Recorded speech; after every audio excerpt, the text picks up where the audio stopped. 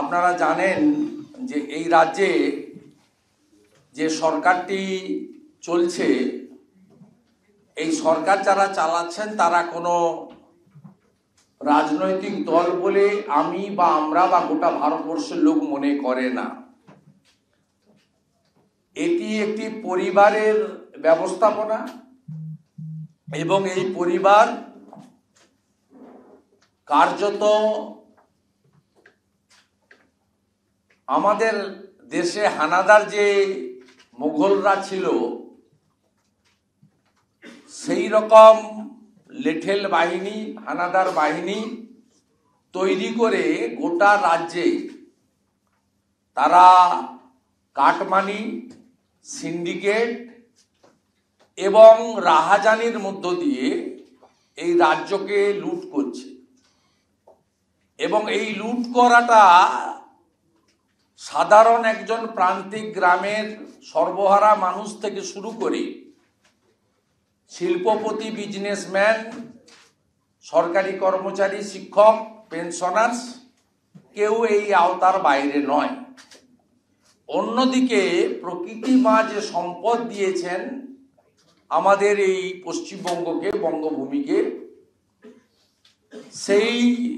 সম্পদেরও দেদার লুট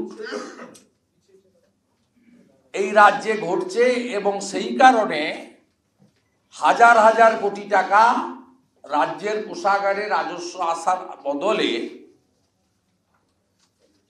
কখনো সিঙ্গাপুর, কখনো দুবাই, কখনো লন্ডন, কখনো হাওলা, কখনো হুন্ডি, সব টাকা সাইফন হয়ে বাইরে চলে যাচ্ছে। ভারতীয় জনতা পার্টির পক্ষ থেকে লোকসভা নির্বাচনকে সামনে রেখে আমরা হীরক রানী বাই বাই এই ক্যাম্পেইন এবং ক্যাম্পেইনের যে আমাদের গান, সেইটা উদ্বোধন হতে চলেছে এবং এক্ষেত্রে আপনাদের একটি ব্রোশিয়ার আমরা এখানে উদ্বোধন করে আপনাদের দিয়ে দেব। তাতে মূল বিষয়গুলো হচ্ছে সিন্ডিকেট, কাটমানি, আমি জানি, বেহাল 700 চিকিৎসা প্রাপ্ত, আইন শৃঙ্খলা, নারী নির্যাতন, এতেই হবে রানীর পতন, সংখ্যালঘু আদর পায়, হিন্দুরা করে হায় হায়, অতি বেকারত্বই রানীরই দায়িত্ব, স্কুলের মিড ডে মিল রানীর কাছে হোয়াট এ ডিল, হীরক রানীর দেশে কৃষকের হাল সর্বনেশে, জেলে বসে রানীর সব ভাই, মানুষের টাকার হিসাব চাই, লেখা গানে রানী কৃতি, ধুলোয় মেশে সংস্কৃতি, দিল্লি গিয়ে হাঁটি হাঁটি ছিঁড়ে গেল হাওয়াই চটি। স্বাভাবিকভাবে এই যে মূল ইস্যুগুলোর উপরে আমাদের এই লঞ্চিং প্রোগ্রাম, এতে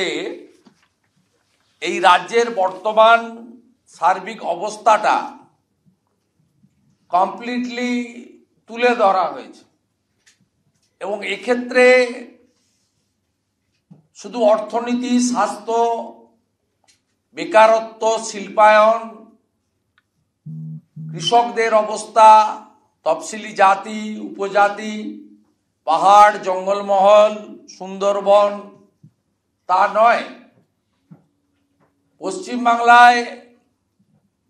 যেভাবে সামগ্রিকভাবে এই রাজ্যকে কয়েক দশক অন্ধকারের দিকে এই পরিবারটি, নির্দিষ্ট পরিবার, মমতা ব্যানার্জি এবং তার পরিবার, তারা পিছিয়ে দিয়েছেন, তাতে বাংলা বাঙালি লজ্জিত, অপমানিত, অবহেলিত এবং কার্যত বঞ্চিত। তাই আমরা এই লঞ্চিং প্রোগ্রামের মধ্য দিয়ে একদম সর্বস্তরের পশ্চিমবাংলার গণদেবতা জনতা জনার্দন মানুষের কাছে পৌঁছে দিতে চাই। শুধু পশ্চিমবাংলার নয়, যারা বাঙালি হিসেবে অন্য প্রদেশেও থাকেন, যারা পশ্চিমবঙ্গ কার্যত অনিচ্ছা সত্ত্বেও ছাড়তে বাধ্য হয়েছেন অন্য প্রদেশ বা অন্য দেশে, তাদেরকেও সম্মিলিতভাবে হীরক রানী বাই বাই এই ক্যাম্পেনে সামিল হওয়ার অনুরোধ করব এবং এই সম্মিলিত শক্তির জনজাগরণের মধ্য দিয়ে আমরা যাতে লোকসভা নির্বাচনে আমাদের সর্বোচ্চ নেতা, অন্যতম সর্বোচ্চ নেতা, ভারতবর্ষের যশস্বী স্বরাষ্ট্রমন্ত্রী, তিনি সিউড়িতে গত বছর তার সভাতে প্রথম নির্দিষ্ট করে দিয়েছিলেন যে পশ্চিমবঙ্গ থেকে ন্যূনতম 35টি আসন আমরা যাতে নরেন্দ্র মোদীজিকে প্রধানমন্ত্রী হওয়ার ক্ষেত্রে দিতে পারি। পরবর্তীকালে ন্যাশনাল লাইব্রেরিতে সোশ্যাল মিডিয়া ভলেন্টিয়ারদের আমাদের যে সিম্পোজিয়াম বা ওয়ার্কশপ হয়েছিল, সেখানেও আমাদের